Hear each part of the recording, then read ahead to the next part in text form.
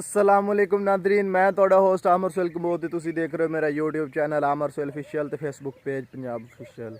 तो नाजरीन, अज मैं मौजूद हाँ कपास के फील्ड दे विच जिहड़ी कि अगेती कपास काश्त की गई सी, जिहड़ी कि 15 मार्च 2024 दे विच काश्त की गई सी। ते इस टाइम कपास नूं एक माह ते 8 दिन हो गए ने ते कपास की जिहड़ी कि है वो छिदराई का अमल है वो भी मुकम्मल हो चुका है। कपास के अंदर जिहड़ा कि है वो गोडी भी हो चुकी है। उस तो बाद जिहड़ा कि है कपास जिहड़ा कि बहुत अच्छी ग्रोथ कर रही है। कपास की जिहड़ी कि है काफ़ी ज़्यादा बढ़ोतरी है, वो प्यारी है तो कपास की नशो नुमा काफ़ी बेहतर है। इस फील्ड विच फार्मर ने पहले राय की काश्त की सी। राय की काश्त करन तो बाद उन्हें फौरी तौर पर अगेती कपास की काश्त कर दी, ताकि अगेती कपास करन तो फौरी बाद उन्होंने काश्त करके उस तो ज़्यादा मुनाफा हासिल किया जा सके।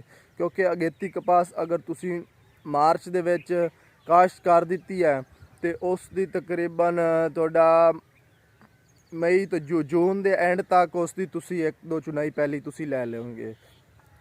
इस बारी कपास का जिहड़ा कि है रेट वो भी काफ़ी ज़्यादा बेहतर सुनने जा रहा, क्योंकि इस बारी कपास जिहड़ी कि काश्त है पाकिस्तान दे विच या फिर पंजाब दे विच काफ़ी कम आ।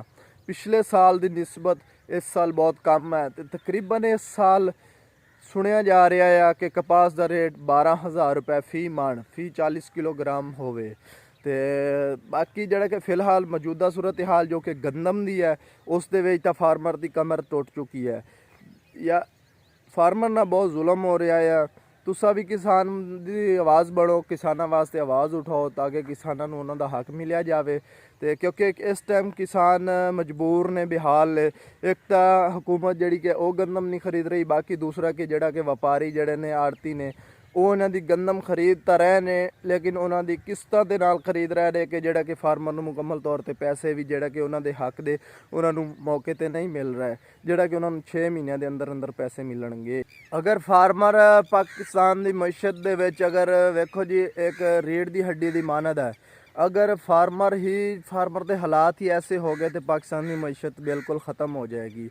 लिहाजा कोशिश करो, दुआ करो तो किसानों के हक दे विच आवाज़ उठाओ, ताकि खास तौर सोशल मीडिया वाले सोशल मीडिया तुहानूं पता कि अज दे दौर की मेन पावर जिहड़ी है कि वो सोशल मीडिया आ।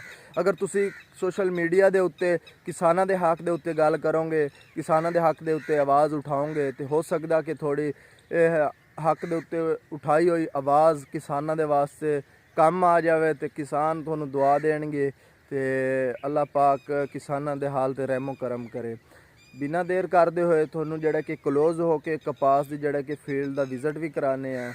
तो जिहड़ा कि कपास जिहड़ी कि इस टाइम मौजूदा कंडीशन है वह भी थोनों दिखाने हैं। तो चलते हैं बिना देर करते कपास के फील्ड के क्लोज हो के।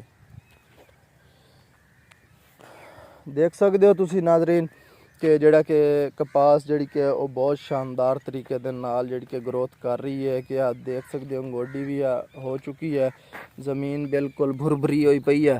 तो इस टाइम फार्मर ने अपनी कपास के उपर बहुत मेहनत कर रहा है।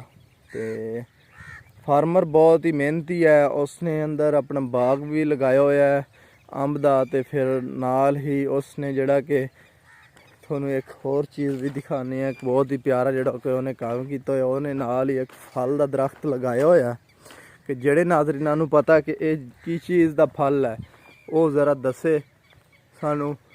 आ क्लोज करके तुहानूं दिखाने की कोशिश करते हैं। और जिहड़ा तुसीं देख सकते हो कि वो फल लग्या भी होया। तो एक की चीज़ का पौधा आ, जिहड़े नाज़रीन नूं पता आ वो कमेंट सैक्शन दे विच ज़रूर दसन कि एक की चीज़ का पौधा आ। ते किस चीज़ का है पौधा आ। तो फार्मर ने मुख्तलिफ तरह के फल भी लगाए हुए हैं अपने फील्ड के नाल ही, ताकि अपना जिहड़ा कि है आप खुद उन्होंने खा सके, ना कि मार्केट दे विच कम तादाद दे विच ने, क्योंकि खुद अपने खाण वास्ते उन्हें लगाए ने। बहुत ही अच्छा काम किया होया फार्मर ने। तो कपास इस टाइम माशाल्लाह फुल गुड्डी ते आ चुकी है। तो तकरीबन इसने जिहड़ा कि है 6ਵੇਂ-7ਵੇਂ ਮਹੀਨੇ ਤੋੜੀ ਇਹਦੀ ਇੱਕ ਚੁਣਾਈ ਮੁਕੰਮਲ ਹੋ ਜਾਣੀ ਆ।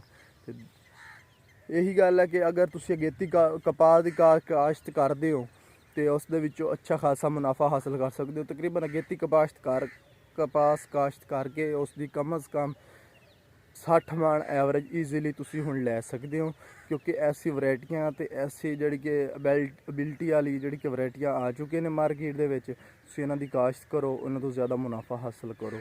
ਉਮੀਦ ਕਰਦਾ ਤੁਹਾਨੂੰ ਇਸ ਵੀਡੀਓ ਦੇ ਵਿੱਚ ਅੱਛੀ ਮਾਲੂਮਾਤ ਮਿਲੀ ਹੋਏਗੀ। ਤਬ ਤੱਕ ਆਪਣੇ ਹੋਸਟ ਆਮਰ ਸੁਹੇਲ ਕੰਬੋਜ ਨੂੰ ਇਜਾਜ਼ਤ ਦਿਓ। ਅਗਰ ਤੁਸੀਂ ਸਾਡੇ ਚੈਨਲ ਤੇ ਨਵੇਂ ਹੋ ਤਾਂ ਚੈਨਲ ਨੂੰ ਸਬਸਕ੍ਰਾਈਬ ਕਰੋ, ਬੈਲ ਆਈਕਨ ਨੂੰ ਦਬਾਓ ਤਾਂ ਕਿ ਸਾਡੀ ਹਰ ਆਉਣ ਵਾਲੀ ਨਈ ਵੀਡੀਓ ਤੁਹਾਡੇ ਤੱਕ ਪਹਿਲੇ ਪਹੁੰਚੇ। ਪਾਕਿਸਤਾਨ ਜ਼ਿੰਦਾਬਾਦ।